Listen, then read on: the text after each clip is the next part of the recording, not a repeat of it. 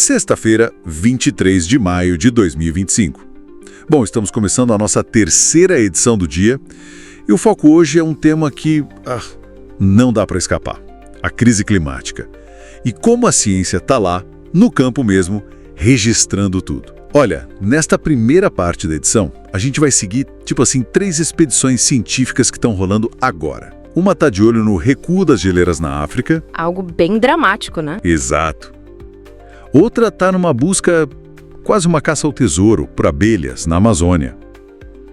E tem a turma que monitora furacões lá nos Estados Unidos. Bem no meio da tempestade. A nossa missão aqui é tentar entender os sinais que o planeta está mandando, sabe? Ver a urgência que essas pesquisas mostram. É uma mistura de natureza, tecnologia e, gente, as comunidades locais. Ok, vamos dar uma olhada nisso. Começamos lá no alto, nas montanhas Ruwenzori, que ficam na divisa entre Uganda e Congo. Os cientistas estão usando drones, radares que vêm debaixo do gelo. Tudo para fazer modelos 3D e medir o que sobrou. Uma tecnologia bem avançada para um lugar tão remoto. Pois é. E os números? São de assustar. A geleira do platô Stanley diminuiu quase 30%. Isso só de 2020 para 2024. 30% em 4 anos? Nossa. Sim. E o Monte Speke já perdeu a geleira ativa. O Monte Baker. Bom, quase sem gelo nenhum mais. E é um trabalho puxado, né? Não é só o físico, tem o perigo real. Avalanches. Uma pesquisadora até carrega um trauma de um acidente antigo. Por isso, a ajuda dos guias locais que conhecem cada pedra dali é essencial. E essa perda de gelo, olha, não é só um número para gráfico, né? É a memória do clima da África que está indo embora, mas também a água para milhões de pessoas. Uma bacia que vai até o Egito, imagina. Afeta muita gente. Muita gente. O que é fascinante, ao mesmo tempo trágico, é ver essa conexão tão direta, sabe? Entre um dado geofísico lá no alto da montanha e a vida, a cultura, a água de tanta gente. E mostra como a tecnologia, por mais incrível que seja, precisa do saber local, do conhecimento tradicional. Faz todo sentido. Das montanhas, então, a gente mergulha no calor úmido da Amazônia peruana. Tem uma pesquisadora, a Rosa Vasques Espinosa, numa missão quase espiritual, inspirada na avó dela, que era curandeira. Ela está procurando abelhas nativas sem ferrão. Abelhas sem ferrão? As meliponas, né? Isso. E não é fácil achar, viu? Ela lidera a Amazon Research International. E o trabalho dela é tão importante que ela entrou para a lista da BBC das 100 mulheres influentes de 2024. Ela junta ciência e saber indígena. E ainda tem projetos tipo o Amazon Team para incentivar a criação sustentável dessas abelhinhas por lá. É fundamental esse trabalho, porque, assim, pode parecer pequeno, né, falar de abelhas, mas a gente depende delas para comer. Como assim? Olha, mais ou menos 2/3 dos nossos alimentos precisam de polinização. E as abelhas são as campeãs nisso. A FAO, que é o órgão da ONU para alimentação, já deu alerta. Se os polinizadores somem, a nossa segurança alimentar entra em risco. Sério mesmo. Nossa, não imaginava que era tanto. Pois é, então quando a gente perde biodiversidade, mesmo de um insetinho desses, o impacto chega no nosso prato. A pesquisa da Rosa, então, não é só ciência. É uma questão ética, até política, de sobrevivência. Entendi. E do calor da floresta, a gente vai pro olho do furacão, literalmente. Flórida, setembro de 2024. Passou o furacão Helene. Tente imaginar a cena. Deve ter sido intenso. Muito. Vento absurdo. Chuva que não acaba. E os cientistas lá se arriscando para colocar radar, sensor, bem onde o furacão ia passar mais forte. E conseguiram dados incríveis. Teve um experimento da NASA, o AUE, que pegou umas ondas gravitacionais atmosféricas, a quase 90 km de altura. São ondulações gigantes na atmosfera, geradas pela energia do furacão. Uau! Lá em cima? Lá em cima. E as análises também mostraram que a mudança climática aumentou a chuva do Helene em quase 20%. 20% a mais de água por causa do clima mudando. Mas não foi fácil. Eles enfrentaram um perigo danado, enchente, perderam equipamento, veículo, foi complicado. É, na verdade, uma ferramenta humanitária, né? Esses dados não são só para publicar artigo. Eles ajudam a entender, a prever melhor esses eventos extremos que estão ficando mais fortes com o clima. É para tentar proteger vidas, no fim das contas. Ciência na linha de frente mesmo. Então, juntando tudo, geleira sumindo, abelhas em risco, furacões mais potentes, são jeitos diferentes do planeta mostrar que está sob pressão, né? Exatamente. É uma mensagem dupla, talvez. Tem a destruição rolando, claro, mas tem também a ciência buscando resposta, a resistência das pessoas, as comunidades agindo. Isso. A urgência tá aí, não dá para negar, e tá tudo conectado. Não são problemas isolados, entende? São sintomas. Sintomas de um jeito de viver, de produzir que talvez, que precisa ser revisto. E a resposta? A resposta talvez seja nisso que a gente viu, ouvir com atenção o que o planeta diz, sabe? E juntar forças. A ciência rigorosa, o conhecimento de quem vive no lugar, as comunidades. Essa aliança que pode fazer diferença. Bom, fechamos aqui esta parte da nossa edição, vamos fazer um breve intervalo e já voltamos.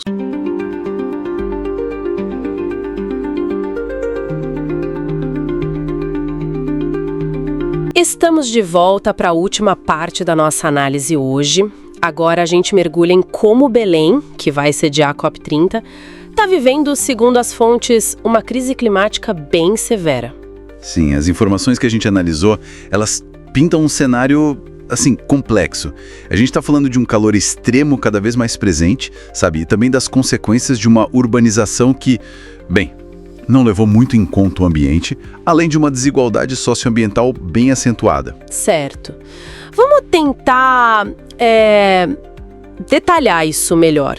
As fontes mostram que aquela chuva tradicional da tarde, né, aquela que aliviava o calor, quase um relógio, tá virando meio que lembrança. Exato. No lugar dela, o que a gente tem visto são estiagens mais longas, ondas de calor bem intensas, e quando chove, são aquelas chuvas muito concentradas, sabe? Que causam alagamentos. E tem números para isso, né? Tem. E são alarmantes. O estudo da Carbon Plan, junto com o The Washington Post, ele projeta Belém como a segunda cidade mais quente do mundo até 2050, podendo chegar, olha só, a 222 dias de calor extremo por ano. Nossa, 222 dias? Pois é. Para ter uma ideia, no começo dos anos 2000, eram 50 dias. E agora, em 2024 mesmo, o Climainfo já registrou 212 dias assim. O climatologista José Marengo, ele confirma essa transição climática, com estação chuvosa mais curta e seca mais forte. Então não é só uma questão do clima global mudando. Parece que as escolhas de como a cidade cresceu tiveram um peso enorme nisso, né? Sem dúvida. Décadas de urbanização, assim, meio predatória, deixaram marcas profundas. O bairro da Terra Firme é um exemplo que aparece bastante.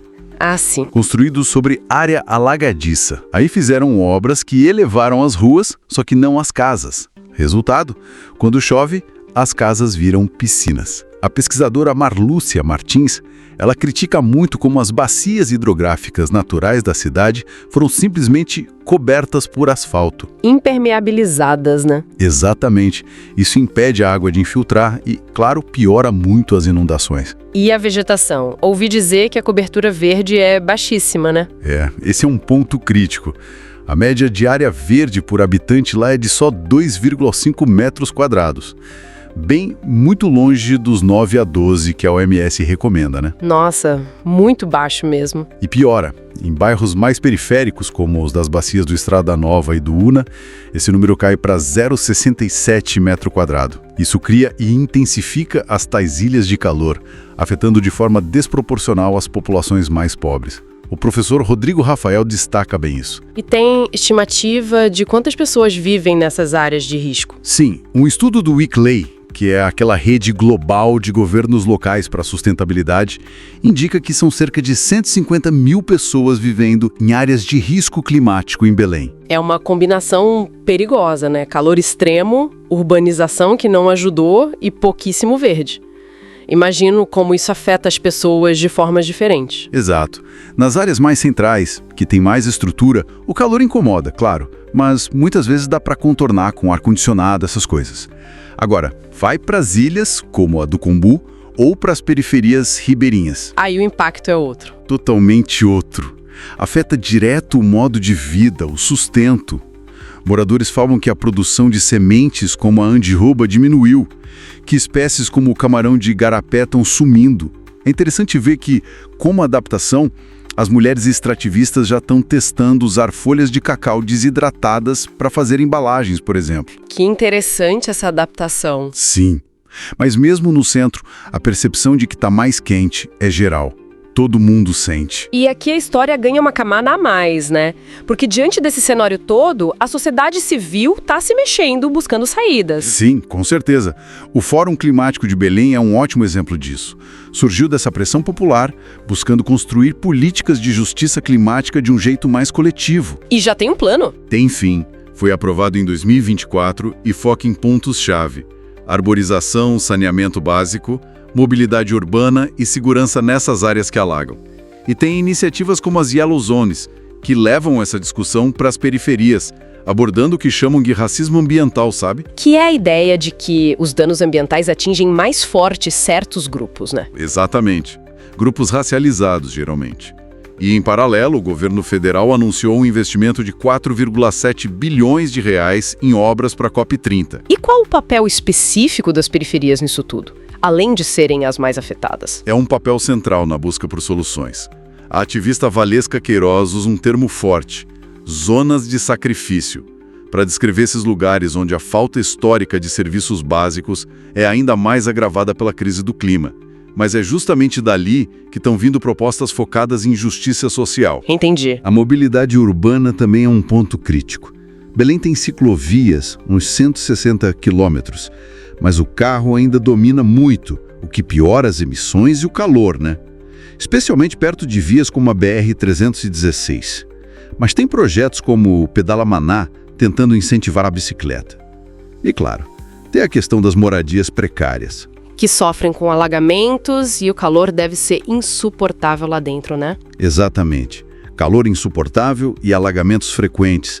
É uma realidade dura. Considerando tudo isso que a gente viu nas fontes, o que dá para tirar de conclusão para Belém? Qual o cenário para o futuro? Olha, a conclusão é que o futuro da cidade depende, e muito, de escolhas políticas que precisam ser urgentes e transformadoras. A crise climática em Belém, ela não é uma metáfora, né? Não é teoria. É o calor sufocante dentro de casa, é a água invadindo a rua, é a perda da biodiversidade local. É o dia a dia das pessoas. É o dia a dia. E é uma crise profundamente desigual, o que faz dela também uma questão de justiça social acima de tudo. A COP30 vai trazer os olhos do mundo para lá, o que é importante. Mas a resiliência e as soluções de verdade, elas precisam vir de dentro, ouvindo quem mais sente o impacto, lá nas periferias, nas ilhas. A força dessa mobilização coletiva que está vindo dessas comunidades é o que traz alguma esperança de reescrever esse cenário. Com uma análise realmente profunda dos desafios, mas também dessa capacidade de resposta de Belém diante da emergência climática, tudo baseado nas fontes que a gente explorou hoje. Esperamos que essa conversa tenha trazido perspectivas valiosas. E que fique, né? A reflexão sobre a urgência de agir e sobre a necessidade de colocar a justiça climática bem no centro das decisões daqui para frente. Com certeza. A gente encerra por aqui. Fica talvez uma questão para a gente pensar, com base no que vimos, como garantir que todos esses investimentos e a atenção geradas pela COP30 se traduzam, de fato, em mudanças que durem e que sejam justas para quem mais precisa em Belém. Fica aí a reflexão. Um abraço e um ótimo dia. Lembrando que o podcast está no ar de segunda a sexta, às 7 da manhã, ao meio-dia e às 5 da tarde. E aos sábados, ao meio-dia. Até a próxima!